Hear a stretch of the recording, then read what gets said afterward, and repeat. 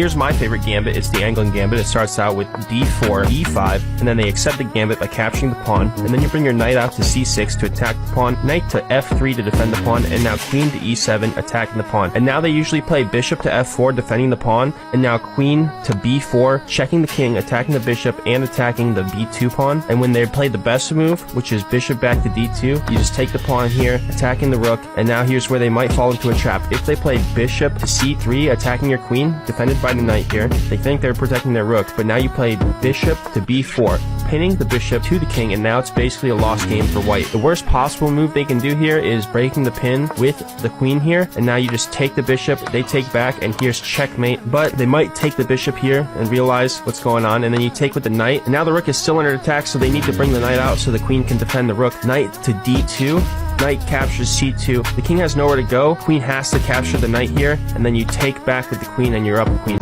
The best opening trap for beginners, it starts out with e4, e5, and then you have queen to h5. A lot of times beginners here will play pawn to g6, attacking the queen, but now you have queen captures e5, and the king's in check and the rook's under attack. So they'll block the king with the queen, and now you just take the rook and you're up a rook. But if instead they see that the e5 pawn is hanging, they'll play knight to c6, defending the pawn, and now you play bishop to c4. And this is where a lot of players fall into a trap and play knight to f6, attacking the queen, but now you have queen captures f7, checkmate. Sicilian defense. Black plays c5 to stop white from playing d4. Knight f3 indicates white will be playing open.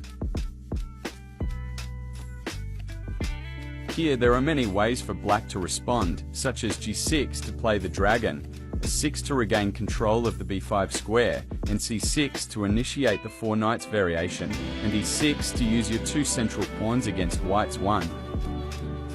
And bishop d7, initiating the Kuprachik variation. Let me know what other openings to review in the comments. Now tell me, does this deserve a follow?